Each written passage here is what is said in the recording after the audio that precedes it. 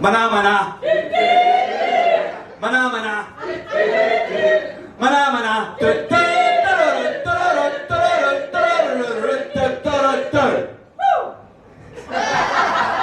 Yeah, one more time from the top. Mana mana. Mana mana. Mana mana. It's not essential. I'm really up against the microphone now. I've managed to make the Muppets sound like a chat line. Okay. Hello and welcome to Backbone Dykes with myself, host Jimmy Longmuir, and my very special guest, all the way from Derby, the fantastic Alex Leam. Thank you. Literally the only person that's special from Derby. As well. You don't get that as a prefix that matches together with the city, because don't if you've seen it recently, Derby's been voted the worst city to take a break in the entirety of the UK. Yeah. So that's got a lot of people like they've got that sort of like pride locally of like, oh, how dare you? And then they go, oh yeah, actually you're right. Shit. So, I can neither confirm nor deny because I've never been, but I can also say there's probably reasons for that. Yes. Even the tramps don't want to be there. All right, so Alex, I first met you 2021 at the Fringe. That didn't happen, but most definitely did. Probably is the best fucking Fringe this century so far, from what I'm hearing. Although it didn't happen. Yeah. You seem to forget sort of like the setup, because we've been like 3 years out of restrictions. So it did look like Ed Fringe 2021 was going to happen. It's like there was like that roadmap where certain things were coming out, and England went at a different sort of pace to Scotland. So I thought, right, well, I'll make the most of doing Brighton because it doesn't look like there's going to be in Edinburgh, and then it looked like there might be in Edinburgh because it's announced that if all criteria was going to happen, then full restrictions lifted by the 9th. But that wasn't a guarantee. So there was a lot of people that thought, well, I don't want to go and do a full month in Edinburgh if I'm going to be like, have to socially distance my audience, because that would be the kiss of death for trying to build any atmosphere, particularly in a lot of the places in Edinburgh are sweat pits, breeding grounds for disease when it's good. So you are just kind of like in the humid box with other people with very little ventilation. So I took a punt and thought, oh, well, I'll go for it, as a lot of people did. It was a gamble. There was no guarantees that it would be good. So like 2 days before show started, that's when the Scottish government said, we're going to relax all restrictions, pack them in as much as you like. I had no idea what it was going to be like. So basically, everybody, there was no international tourists that year. It was just purely 100% Scottish, English, Welsh, and Irish tourists. The numbers of people wanting to go see shows went back to normal, but there was 1/10 of the amount of shows. So, that being as it was, my jaw dropped on the first day when I walked into the Globe Bar. The Globe Bar was heaving, and the man behind the bar went, "They're all here for you." I'm like, yeah, right. No, they are. They are. I'm like, this can't be right. This has got to be a fluke. This has got to be a one-off. So I pulled back the curtains on show one. I went, anyone for Joy Decks, come take your seats. The entire pub stood up. I'm like, what? This is insane. So they kept coming in. And so you're having to then sort of like, it was getting to a point I'm thinking I'm going to have to start stacking people on top of each other. So filling up the sidelines, everything else like that. And then same for when I did Improv Provocateur down at Kilkin. I thought, well, this has just got to be a bit of a buzz for the first day. But no, it was like that every single day. I was turning away more people than I could fit in, and so was everyone else. And the buckets were huge. It's never been like that before, and it'll never be like that again. Problem was that spoiled me a bit, and I became a little bit entitled. So the first day of Fringe 2022 was one hell of a bump back down to earth. I was thinking, where are my legions of people? I did say to you the limousine and the pimp coat was a bit much, but you refused to listen. Yeah. I was expecting queues and turning away hundreds of people again. It wasn't. It was back down to normal, and a reality check and that fuck knows how much you had to pay those models, but you couldn't possibly have afforded it. No. So I was glad. But I was glad to have done 2021. It was a very unique year and unless I get to sort of like pack them out in stadium levels, I don't think that's going to happen again. But it was a game changer for me personally, but also as well, like just seeing like the improv provocateur, which sold out every night, I believe. I know you don't mention it much, but that was Jurgen was still flying for me at the time, and he said, "Just come outside and have a look at the queue," and I couldn't see the end of the queue. Like the pub I was in a place where I could seat 50, and there was at least 100 people waiting outside with 40 minutes to go. I'm like, well, how the hell do you handle this? Then I was even getting trolled by some people that didn't like how long they had to wait. It's like, well, this never normally happens on the Free Fringe. And certainly not at Kilderkin. Certainly not. No, I found out the following year. Yeah, when I was flying for you, it had nothing to do with the change of flyer. It was definitely location. The fact it wasn't 2021. Okay, that's why it wasn't 11 p.m. at night when I had every crack addict and alcoholic wanted to come in for a rest. That was my audience in 2022, and they were the good ones. Yeah, they were the good ones. Oh, there. It was a relief some nights when I could cancel it. I think, oh God, no again. I know it was quite hard because I was flying for it obviously, and you're up at South Bridge, telling people to go way down the bottom of the street. At that time of night, it doesn't sound good. It does sound like an elaborate setup for a mugging, rather than an improv panel show. Again, no comment on whether or not that had to do with the flyer or not. It was flying for you, wasn't it? You were looking for a flyer. And I was looking to get out my flying job for a big company, and it just worked out, man. Joy of Decks was a lot better that year, I thought. Yeah. Like, where you were for that. During the time and the venue and the show, people always go for Joy of Decks. Yes, I'm falling into a good time slots and venues now. So with the PBH Free Fringe. So I'm same places again this year. So 3:15 at Canonsgate, which seems to be normal rules of comedy promotion and times and days do not apply in August. It's got its own set of rules. So there's like 3:15 in the afternoon is a good. We've just finished lunch. Let's go see something. Time. So you get a wave of like in between people going out for something to eat.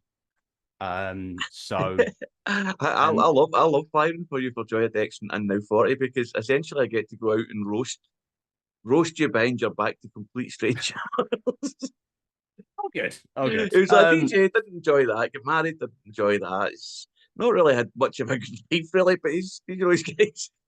You've got to love a trier. Got to love a trier. Yeah. So no, but do you know what always gets them? You know the hook that always gets them when I say you DJ'd at weddings, but you hate ABBA, and then there's two ways you can go there. If they're fucking everybody loves ABBA, but I hate them too, and I'm like that's right. We'll get down with Alex because he fucking loads them. But if they say they like ABBA, well, I'm like, well, you might enjoy the show because he still for some reason plays at ABBA. So I guess he's a masochist. No, so we get to hear ABBA, and I'm like, yeah, of course you do, man. We wouldn't slag ABBA without giving them a chance to defend themselves. you make me sound a lot more fair to ABBA than what I really am. The 10 years of playing them at weddings. I think it's fair to say I was sick of ABBA after 6 months of playing them at weddings. So the following 9.5 years was torture. You ask the ABBA fans and the people that hate ABBA whether or not I'm fair. It's a healthy dislike because it just feels like one of those things that you should enjoy and you're abnormal if you don't like it. like 1830 holidays. It's like that would be my idea of hell. I'm neither 18 nor 30 anymore, but when I was in that age bracket, I thought, no, it just seems awful. It always looked to me like it'd just be like a 90s remix of Rita Sue and Bob too. Oh well, there's topic because as we're recording this, the fella from Black Lace has died. I read that today. Yeah. So and they were in Rita and Bob. So I've got this new bit now, just saying that my favorite artist in terms of how cutting edge they were in switching up the subject matter was Black Lace. So Right. Their first song was I go do push pineapple shake a tree. Their second song, also cheesy pop, which was conga. So I'm going to do the actions to that. Their third song, boy, do they switch it up from cheesy pop with actions. Group sex. We're having a gang bang. We're having a ball.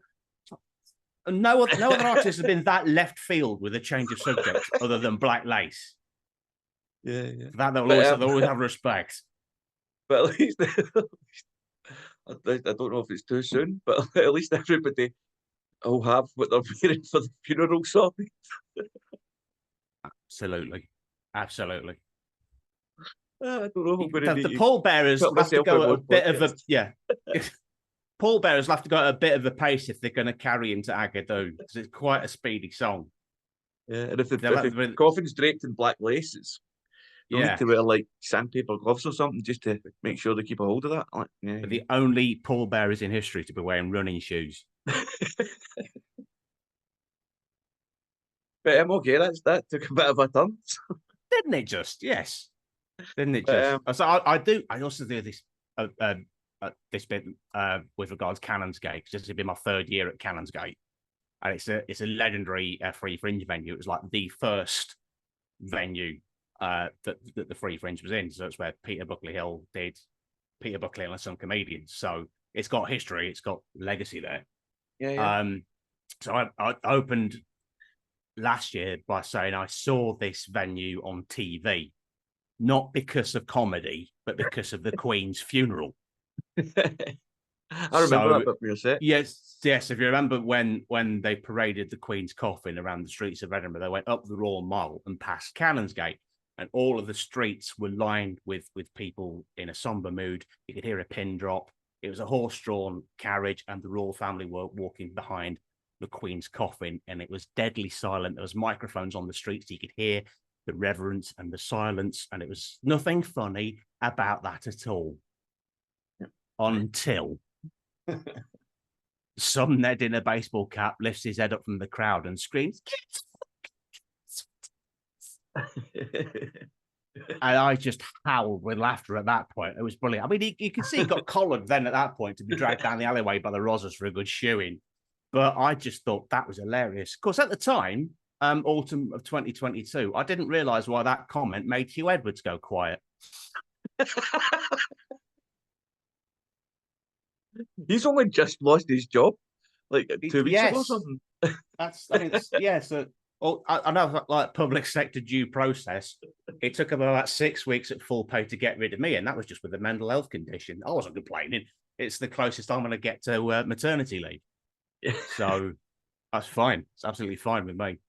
Was it actually Hugh Edwards that was doing the commentating? Yeah, because at the time he was still like the lead anchorman and it was still doing stuff like the Platinum Jubilee that was that year, and then the State funeral. So it wasn't until like early 2023 when he got the sack for showing his ass to a 17-year-old lad.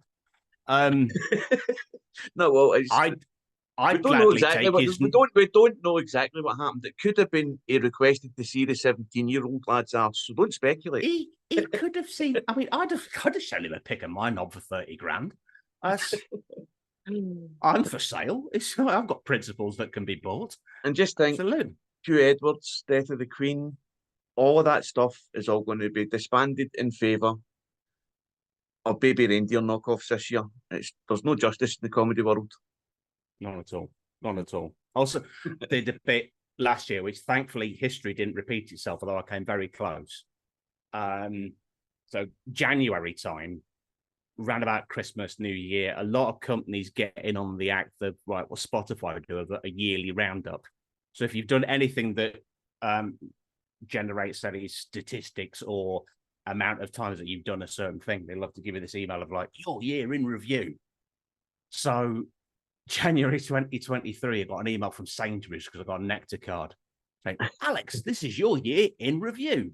I went, nobody bought more Battenberg cake than you did at Sainsbury's Meadowbank in Edinburgh in all of 2022. I'm thinking, I was only there 3 weeks. How depressed must I have been to achieve that level of greatness, to have eaten my own body weight in Battenberg cake. Again, but I almost peaked that when I got it again this year. Just went, Alex, you bought a considerable amount of the lemon cheesecake cookies from Sainsbury's Southbridge. So just round the corner from Burrito and Shake, where I was then. So yeah, I do tend to indulge my sweet tooth when I'm at the festival. This year it'll be like, Alex, are you okay? Yeah, you've got to check in with me daily, stage an intervention. If you see me crouched in the corner just with a load of cake and chocolate on my face, then you'll know it's not going well. All right, man. Well, that's pretty much time to start looking at. We're talking about these memories. We may as well be looking at the picture of these memories. Are you good. ready? Back at zero. No, let's do it anyway. And here's the first picture, which I believe is Kilderkin. Yes, Improv Provocateur 2021. The sheer amount of people in there that's 2021 and not 2022. And the lack of Battenberg cake hanging out of my mouth would tell me that's 2021 as well. It could be 2022, just that those 5 people, the entire audience. No, they're not stoned. I could tell. So something is happening off camera at that point, which seems very interesting. That jacket didn't fit me in 2022, so it's definitely 2021. Was that? I think that might be the run of shows where you kept saying you don't like improv, you're not very good at it, so I kept giving you the difficult stuff. Yeah. Just to be a sadistic bastard. Including closing. Was I still getting people to close the show with a song? No, that was 2022. Yeah. You got me to do that. Yeah. I sung 500 miles, but the words were I hate improv. Okay, now here's a tableau that says so much. Let's start with my face, not looking too impressed. I can't remember the fella in the fancy jacket. I know he's an MC for a burlesque troupe, and then that's yourself and Mr. Tubbs, the very same. Looking at Jürgen, who and of course Jürgen got his high vis and hard hat on, touching up the audience. Yeah, that's gotten me into trouble beforehand because I had somebody pull out of the show the next day because they got triggered because he was touching the audience up. And they went, I don't like it. As a friend of mine was abused. I'm like, it's not my fault. I can't control all of the guests. It's got that sort of anarchic sort of nature to it. I have had to tell him 2 or 3 times there's a bit of an air of you need consent to touch people. I don't think it's really gotten through. I've got. But what you should have said, but was was he abused by a German member of a Village People tribute band? No, so shut up. Quite possibly. So this is another picture that I've not seen this before. Speaks 1,000 words. Somebody with the COVID mask on next to my poster, which is it's got Orwellian vibes to it. This. And that's the globe you were just talking about as well. Yeah, that's the globe. So that's I think I'm not sure if they've got that mural that's sort of like next to him. That's like a world map made out of beer bottle tops. So I don't know if that survived the refurb that it had last year. But I love the Globe Bar. Even if I've not got a show there, I always gravitate there because it's one of the only bars in town that don't jack the prices up during Fringe time, which is nice. The Globe's excellent, man. I love the Globe. It's a great pub. Oh, there we go. That's me announcing my candidacy for the Reform Party in Clacton. 2 seconds later, I was hit by a milkshake. So that would be Joy Dex at the Globe in 2021. Sweating like a glass blower's arse. So there was a point where I'm thinking, I don't want to take the jacket off because it's sort of sealed to my skin now. I've got this sort of fine layer of sweat going on. Great lighting in there, though. It does look a bit political rally. It's all been done up now, man. Yeah. So I saw it last year. Thankfully, not ruined the vibe. Though I was a little bit worried it was going to be, to quote a friend of ours, Scott Adams, gentrified. That's one of his go-to sayings. But no, it's still got the nice vibe to it. Yeah, man, I love the Globe. Where we're going next? Oh, I don't think I've seen this one. So this is definitely 2021. Yeah, Yeah, Mikey Motion at the back. That's Mikey Motion. Take a picture. Me, probably setting up a round, as in the round, not a round of drinks. People packed in. Me blissfully unaware that I was getting COVID that would knock me off my feet for about 9 weeks when I got back. But I remember that, man. Everyone saying they had the lurgy, and then like going home and going, you know what? That lurgy was actually COVID. Sorry, guys. Totally worth it. I put up as a status on my last couple of days. Apart from the stabbing pain in my lungs and my right knee not working, this is the healthiest I've finished the Fringe. So that's. I like to think that we took on COVID the Fringe 2021, and that was where the tide turned. We took on COVID and won, Alex. Actually, it was a sacrifice. It was a sacrifice on our part for the greater good. It was. That's us at the Globe with Obi. Mr. John O'Brien, Jurgen, in the background. Got no idea what time of day this would have been, or what state we were all in. I'd say it's just before the bar opens, given the state of the tongues hanging out. Like possibly, but no. I'm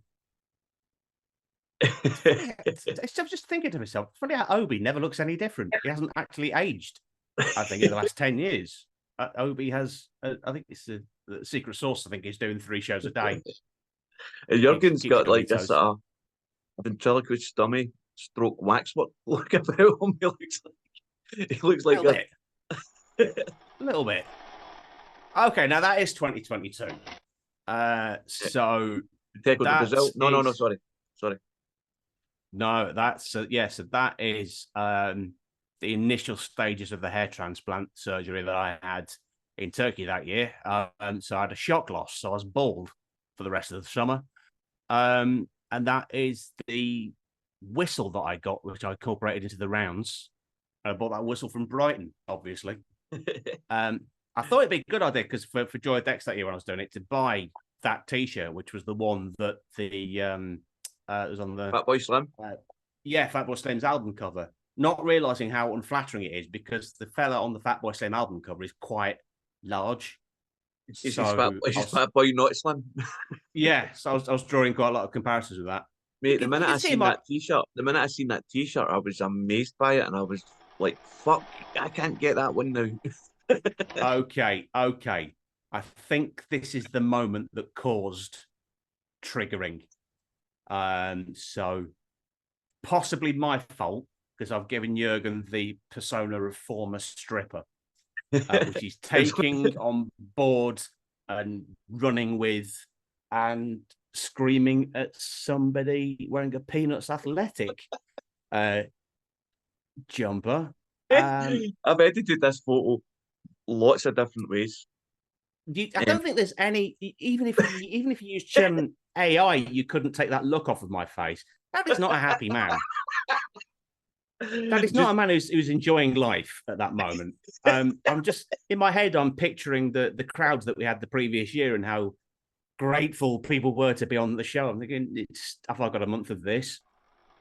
That's in the background. That's Lorraine Hoodless, Leslie, and Scott Redmond. Should we shout out? So let's have a look here. That's the Deco do Brazil.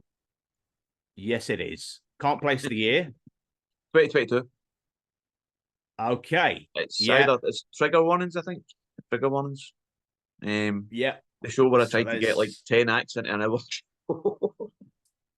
Yeah. 2022 was, I think, the worst Fringe for me in terms of sort of the vibe and not feeling it and having a complete meltdown. It takes people 3 weeks to have that special kind of meltdown. I did it in the first weekend. Nothing went right. Everything was going tits up. Yeah, but I hear you got a really good flyer that saved the day midway through that Fringe. Yes. Absolutely. Yeah, I was really pleased to get you on there, man. And that's the backstage photo from the same gig. With Merrick, Bob Walsh, Josh, somebody, George Pilcher, Mark Robertson, Nick Cheng, yourself, Tattoo Dave, and Maeve hidden behind my weird fucking head because I've got a strange look. It does look like you've just double dropped something and it's kicking in. Oi, oi. This is why I always get my selfies to focus on me, because it just doesn't work out if I'm not in the main focus.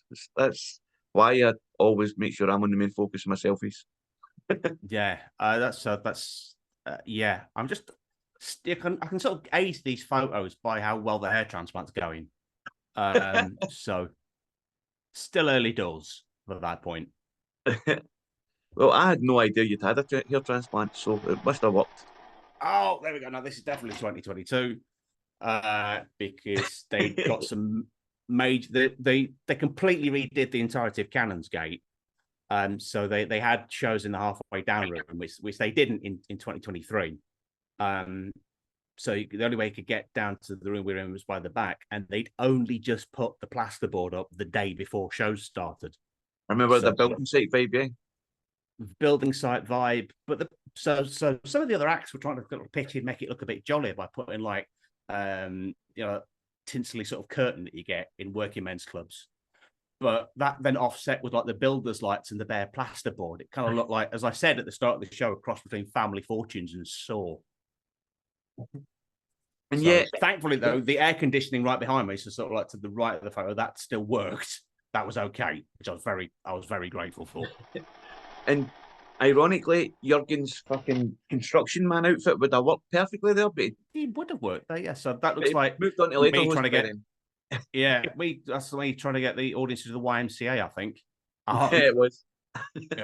So which again, YMCA with bare plasterboard behind it, just jars. Another job for Jurgen that he wasn't there for. That's what he gets for getting audience members to lick his nipples. Yeah. That's somebody in a red t-shirt there not joining in. There's always one fun sponge. It's not great in focus or anything like that, but I love getting those photographs. It's quite a difficult room for light, but the joy and happiness in the audience are great. Woman with the purple top, she's loving it, clearly. Yeah. And doesn't know how to wear a bum bag. What's next? Okay, all right. 2023. The hair transplants kicked in by this point. So you can see I've no longer got a bald head. So that was Cocktail Mafia. Beautiful Cocktail Mafia, yeah. Which, yeah, that's one video I've not been in before. Works quite well. Yeah. Well, it's not. It's actually changed hands this year. It's now downstairs at Betty's, but it's the same room. Ah, right. So I don't know what it's like. About every back room in August. It's just you henceforth with sweat, to quote Lee Evans. So I'm quite sweaty in that photo. It's a good job it's black and white. Because now I look arty. I am singing along to some sound cues being played off of my iPad. I'm not just having an episode. So. But I love that part of your set with the misheard lyrics and stuff. Oh, there we go. So that's, I think, probably the same gig, in fact. Look how happier I look in 2023 compared to 2022. And Kirsty Lynch as well. In front. So, yeah. So it was our show. It's me and Kirsty shows here at Four Twats and Ryan Wingfield and Nick Cheng, Longmuir. Yeah, there were some really fun nights, man. I can't wait to get back there this year, man. So I carpooled up with Longmuir that year with Nick.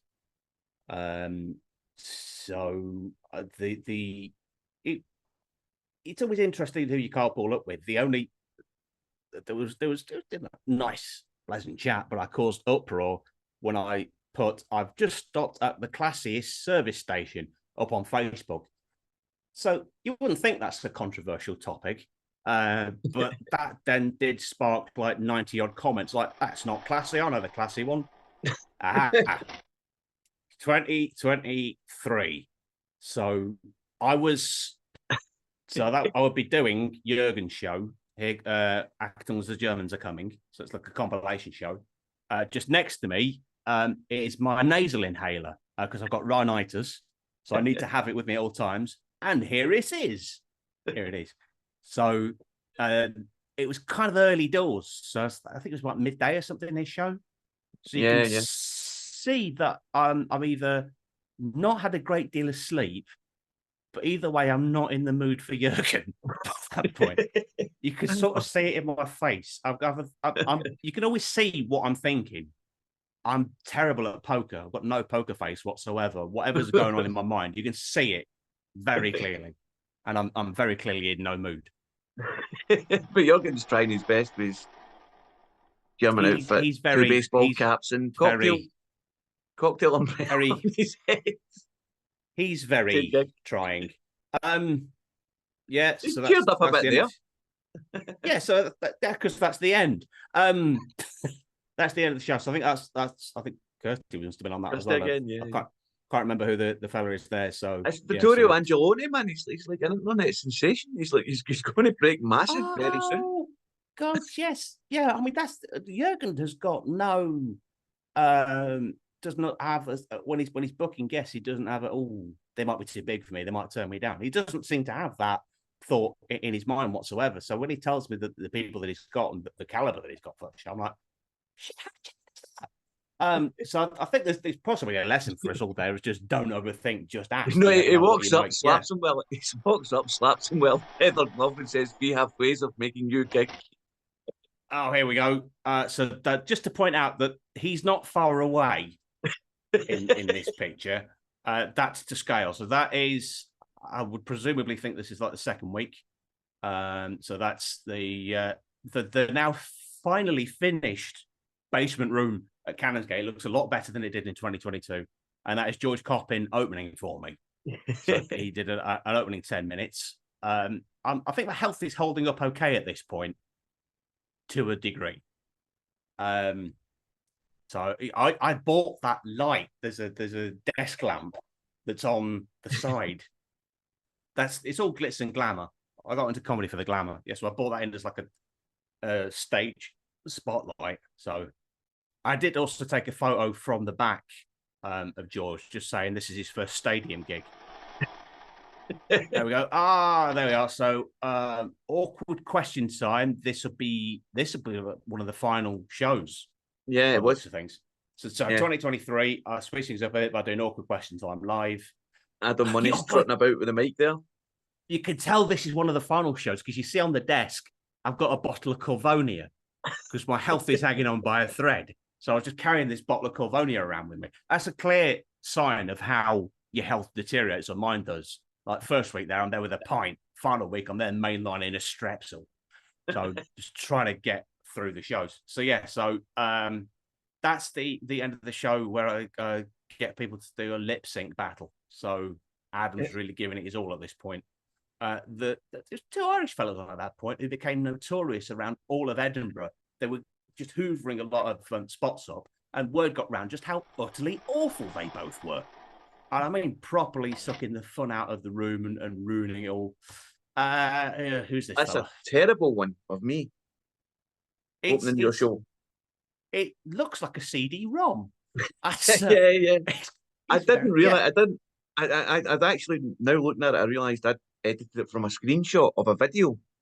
Oh, because someone in the room doesn't like using my camera. I'm not pointing any fingers. But I did want a wee shot of me opening the show for you. That's like, there we go. See, that's that I believe first week was that? I think so. So I think you did a week, George did a week, and Adam Money did a week. Yeah.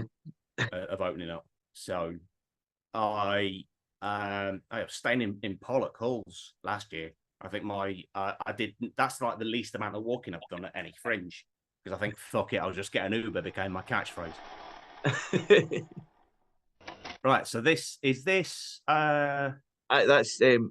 awkward question time again with that's Scott. That'll be Scott Adams. Yeah, Scott doing the dance, the lip sync battle. The lip sync battle. That was I was really happy with how awkward question time went because people got the premise. So the audience have to write down an awkward question and put it all into that. So and they really go for it as well.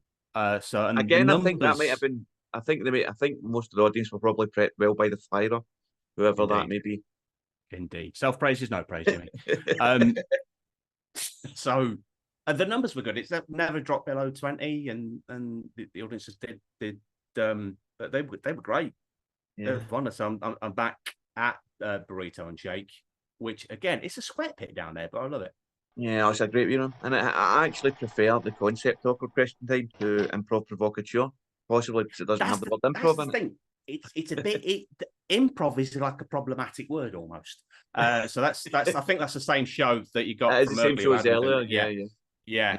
So what I find when you're trying to book people for a show that's got improv in the title, people go, "Oh no!" I hate improv.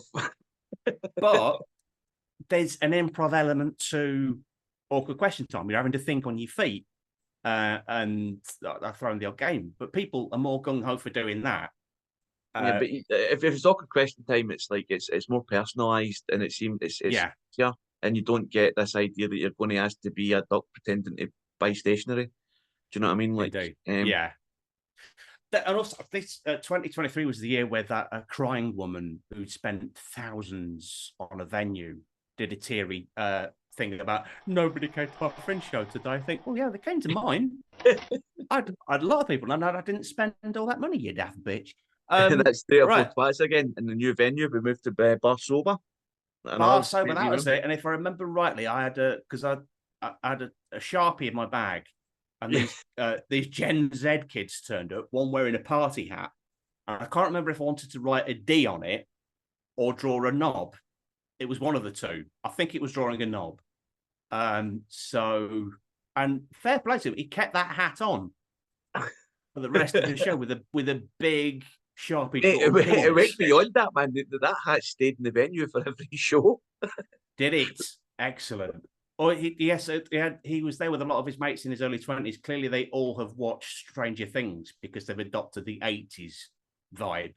So I just find it really jars in my head when there's kids about 19 with a fucking mullet. Oh, this is week 3. Can't you tell? Yeah.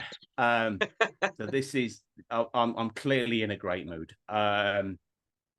There's Scott and Adam behind me. I think that was when because I had to have a few days off because I got the Fringe flu really bad. Yeah, I remember. And so it's like my health was hanging on by a thread just to get to the last shows, and like the thought of alcohol made me want to shock up. So it's like I wasn't until like late September when I felt okay again. But yeah, so I was pretty knackered by this point. So it was still fun hanging out with you guys, but man, like, yeah, don't let the photos. Don't let the photos fool you. Actually, great company. No, but it was good. Most of these like a study in despair. Just how. So let's have a look at Alex's mental health. So there we go. Oh, and that's it. That's done. That's us. We're at the end of the slideshow. Okay, man. So we'll move on to the next part, and we'll find out about your recent adventures in the world of everywhere. Okay. So at this point in the podcast, it's usually where I'd say we've looked at the past, let's look at the future, but we're going to actually take a diversion here and talk about your alternative past that you've been recently displaying to the world. Your time travel adventures, your planet hopping, something. Yeah. Tell us about it, Alex. Well, this came about.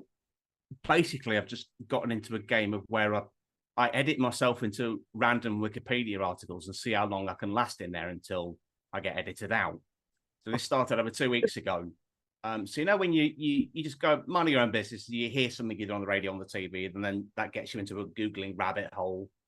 So some like property show in the sun sort of program. There might as well have been like A Place in the Sun. And it was the phrase, such and such are still looking for their very own El Dorado.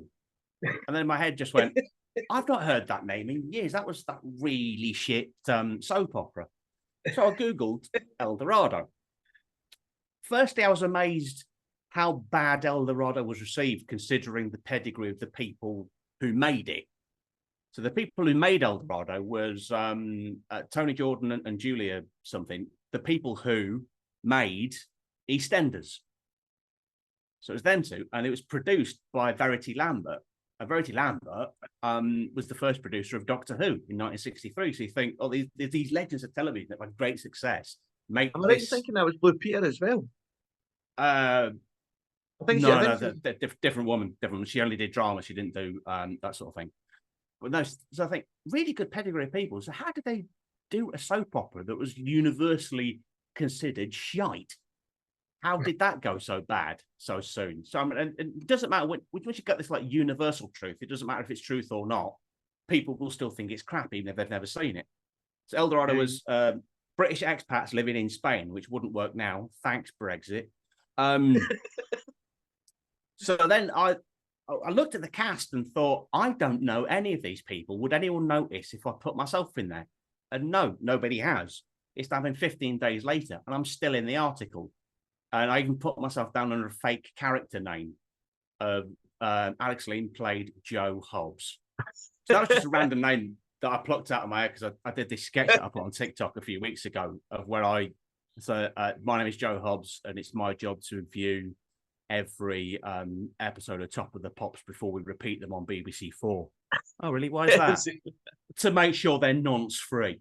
So it's just a character name. I just thought I was going to keep that up and use Joe Hobbs as my character name for every else I was going to put myself in until Nick Mellors, who's quite active in the comedy scene around here. But yeah, you might want to rethink that. Joe Hobbs is a comedian who's quite stacked.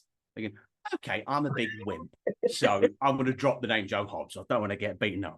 So it's getting to the point. So like other people were then inserting me into Wikipedia articles. And I've been doing like one a day myself every day, but other people have done them too. So let's have a look at the scorecard. Let's share that with everybody. So I'm now sharing the screen. So I don't know if you can see that now.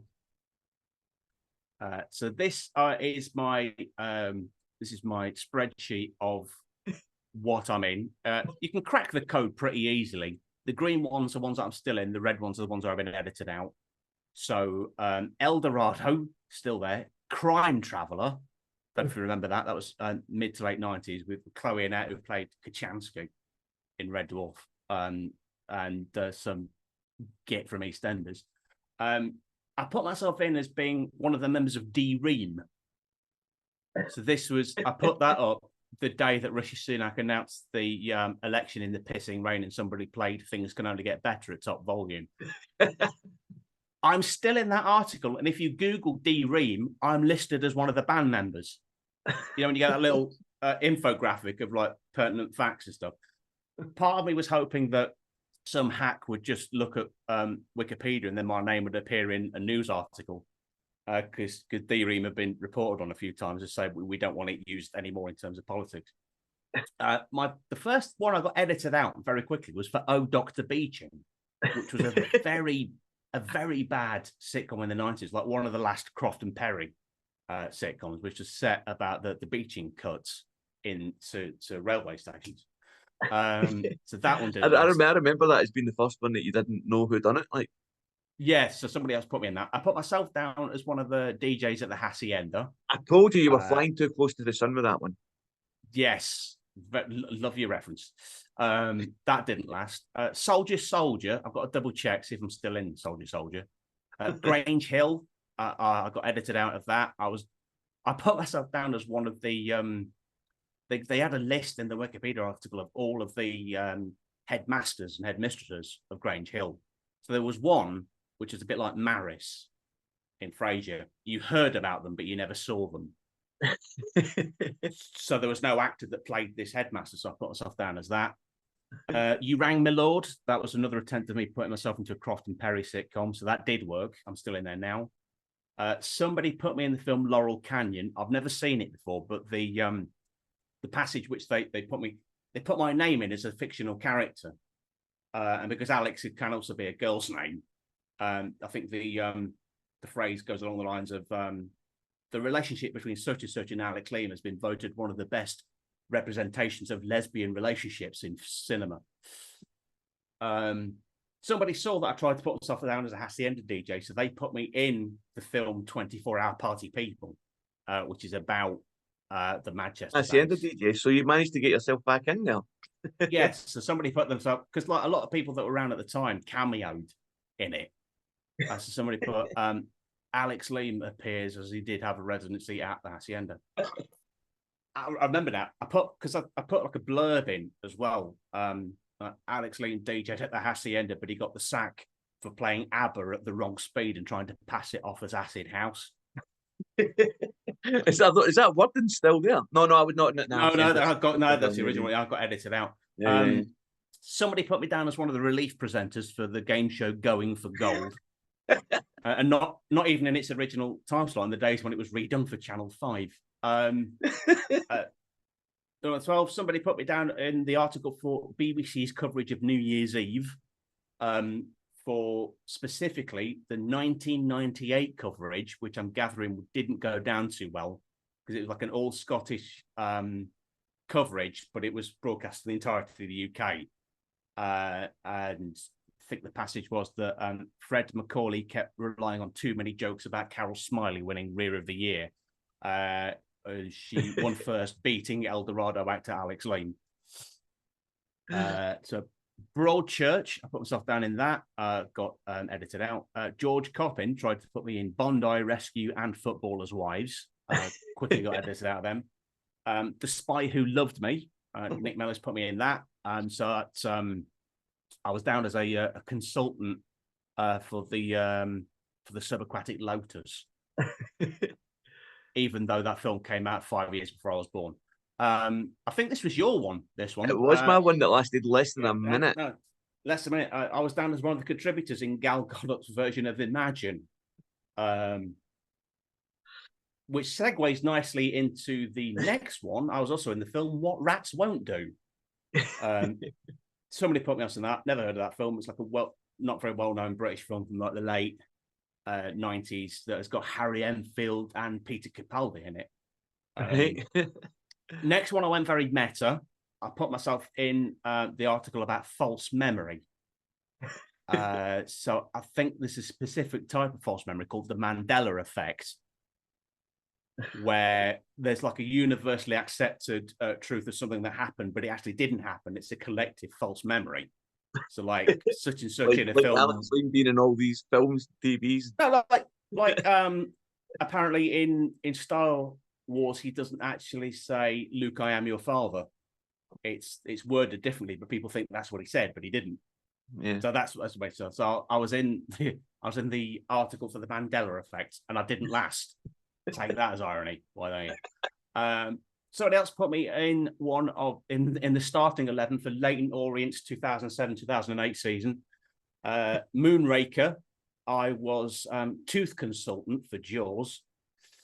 I've got this down as Reform Party, but it wasn't. I put myself down as being in the Referendum Party. These were the original Eurosceptic ones that tried to stand in every seat in the 1997 election.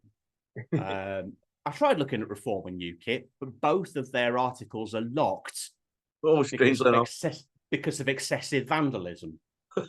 So on that day, I was trying to do people's requests, so I looked to go and put myself in as part of the lineup of the Sugar Babes, part of So Solid Crew, or part of UKIP, and all three of those articles are locked because of excessive vandalism. The next one, Gremlins 2.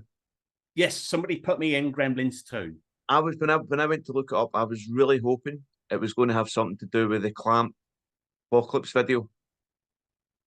Remember, it's like we hope you have enjoyed your time watching Clamp, but now it's the end of the world, and then there's pictures of rainbows and fucking birds and stuff like that. I've got a very shaky memory of that Gremlins 2. I think I remember it being shown sort of at midnight on Central Television. Gremlins 2 is excellent. Which used to be the local live TV where I am. It's not. There's a video. There's a video in it where there's basically like an end of the world video, and it's for the Clamp Tower. You know, the tower in the film. Yeah, and it's right. I was hoping it would have something to do with that, and apparently you were just a yoga customer. It's got a hazy memory of a gender fluid gremlin. Yeah. That transitioned. I was down. I still show up in the. It was handled sensitively. Very, very sensitively, as you can imagine, for things in the early 90s. Actually, 90s was pretty all right for representation on that story. It's just this culture was bullshit that just seems to have missed everything up. I'm down as one of the relief presenters of Lorraine. Relief in what sense? So sometimes when she's not on, they get different presenters. As in temporary, not actually wanking Lorraine off. I'm down as one of the songwriters for the Robbie Williams hit "It's Only Us." Somebody put me down as being briefly married to Tina DeHealy, the journalist. Alan Lear put me in the Dad's Army film 2016 as I like Private that. Sponge. Private Sponge. I I liked the Dad's Army film. I thought it was cool, man. I thought I'd try and sort of mix things up for like obscure stuff, because obscure stuff tends to go untouched for ages, and the Wikipedia swats, the people that they have to sort of clean up the articles, don't give a toss about El Dorado or Mad About Alice, which was, I mean, the two stars of this family sitcom were Amanda Holden and Jamie Theakston. That tells you all you need to know about Mad About Alice. It was fucking dreadful. So I put myself down as being Alice's love interest, who she leaves when she cheats on him with Neil Morrissey. Art imitating And that's life. still there. It's still there. Yeah, it's still there. Briefly, I would put myself down as being in The Apprentice. I said that I filled in for Claude Littner when he broke a nail. Somebody's put me down as having beef with Ray Allen, the puppeteer who works Lord Charles. And the one that I did yesterday, keeping it topical, I was one of the songwriters of the song Milkshake by Khalees. So that's where we are now. So that's 31 that I know of. I think it's 1, 2, 3, 4, 5, 6, 7, 8, 9, 10, 11, 12, 13. So that's 13 I've been edited out. So your score's still Still quite a high score. Yes, some local. There's a fellow in the East Midlands called Peter Fox who runs a blog where he goes to see live comedy and offers his critique. So he said, because he's loving this as well. He put in the daily updates up. He said that there's a possibility that this could be a fringe show if done right. So that's got my head ticking around, thinking, could it? So that's why I'm just going to keep it going, just to see if there is some meat that comes from this. Well, I've wanted to do a couple. But I lost heart with a Gal Gadot thing only lasting a minute. I put a lot of work and effort, and I thought that was a banger, but it just did not take off, and I've lost heart. Yeah, I've got so many screenshots of what I've put in, like the clip so far. So I think the next step is I've got to do a YouTube video explaining all this, just to see if it has then got legs. I think if I'm just telling it as a narrative, then I'll see if it's got the basis of a possible fringe show. But it would be a bit of a switch up just to keep things interesting. I think if you're writing and performing, you got to challenge yourself. I tried that last year with the show that I did now, 40. Yeah. I think I'm not sure I'm the only one that's gone through this. I had like a crisis of trying to do something completely different, because I'm sort of known for just using a lot of music clips that I play from a soundboard on my iPad, which works, and that's taken me further than the thing that I used to do. So I used to do just straight stand-up, but it wasn't anything earth-shattering. So I thought to myself, I'll challenge myself to write an hour of just straight stand-up. Then that got down to, I'll just do 10 minutes at the start of straight stand-up, then the music cues. Because it's a lot. It was a heck of a lot of effort to not produce a great deal of results. I wanted to see if I could still do straight stand-up. The answer was you never could in the first place. So, nah, man, people love your shows, man. The music cues work great in spots as well. People absolutely love the misheard lyrics. There's a few. I mean, there's like, I've noticed like one-liner comedians that have had a crisis and thought, I want to do storytelling. It's like, but why do we do this to ourselves when we know we're good at a certain style? Why do we have to then put ourselves through hell that nobody asked us to do? But it's good to challenge yourself and also find appreciation that you might be missing at that point.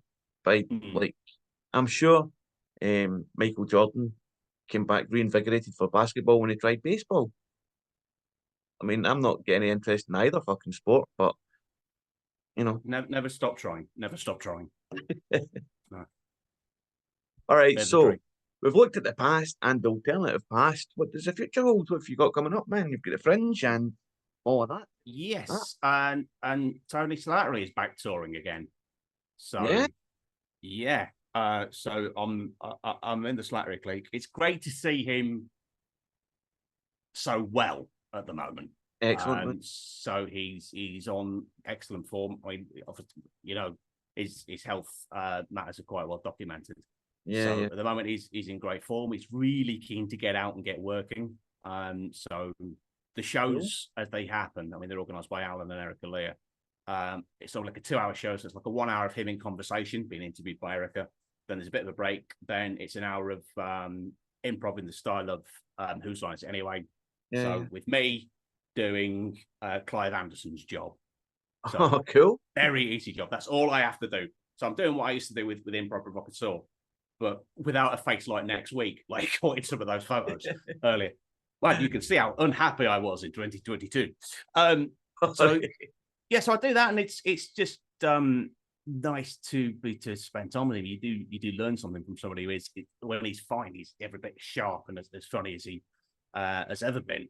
And you can see he's enjoying getting out there. And his partner Mark joins us on the live dates as well. So it's nice.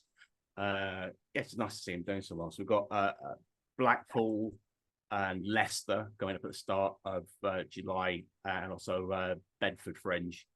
So I don't think he'll be doing the Fringe himself in August. Is he not coming up for the Fringe? No, I was hoping I'd get a chance to meet him. Sadly not. No, I think it's still like a bit too late in the day to squeeze in the show. Because if he's there's been times when he hasn't been okay and it's been hard to plan anything. So but fingers crossed he's back on the up and up. So so personally, so my show, so I remember you saying you found it difficult in that first week to transition from advertising The Joy of Dex to advertising Now 40. Yeah. You should be all right this year because the show is just called XDJ. It's 4 letters. You'll be fine. You'll be absolutely fine. I'd done pretty much the same pitch for Joy of Dex, except I said, and he's just turned 40. That's essentially what it was. Yeah. I mean, I often called it Joy of Dex too, but but they knew what show I meant. Oh, the only difference this time is it's like it's the Joy of Dex, but just with a bit about black lace tacked on it. Why the hell not? I do love pitching the show, man. I do. It's all fun, and people always manage to get at least a good few people every few minutes. There's always something to talk about. It's easy. Yeah, it's always a decent number. In at that time, and I like being at 3:15 at Canonsgate, and then Awkward Question Time live again at 6:15. So exactly the same place in Burrito and Sweat, Burrito and Shake on Southbridge. So it is a burrito shop, and we're in the basement, but it works. Yeah, it's a great show, man. It's absolute chaos at Burrito and Shake, but that works with the Awkward Question Time format. I'd hate to be doing some like really worthy drama and Burrito and Shake, just having somebody coming out of the kitchen, going up the stairs with a load of chopped onions, just going, all right, carry on. But for Awkward Question Time, it really fits in. Really works, yeah. And that's pretty much a perfect time to end it, and hopefully come back next year and see how our adventures in 2024 were. Great. So you documented with my camera my improving mood and hairline. I'm a mere photographer, not a magician. I can't. A lot of people get annoyed for the looks and stuff. I'm going to have to pay more attention to that when I'm editing. It's the record of the times. It's important. I'm a verite photographer. So when I went for the air transplant surgery, I didn't think that the term shock loss would apply to me. I went for it in May 2022. I thought I'll have some luscious, really fully grown hair by that point. No, the whole lot fell out. So then I had to go for like a really short cut, thinking that would look great. And then I went for a really half-assed beard to compensate. I just look like a geography teacher all month. All right, man. Really pissed off geography teacher. All right, well, it's been an absolute pleasure, Alex. Always is. Look forward to catching up at the Fringe, and that's the end of the podcast, man. Cheers. Excellent. Always a pleasure, Jimmy. Take care. Mana mana do do do do do. Mana mana do do do do. Mana mana do do do do do do do do do do do do do do.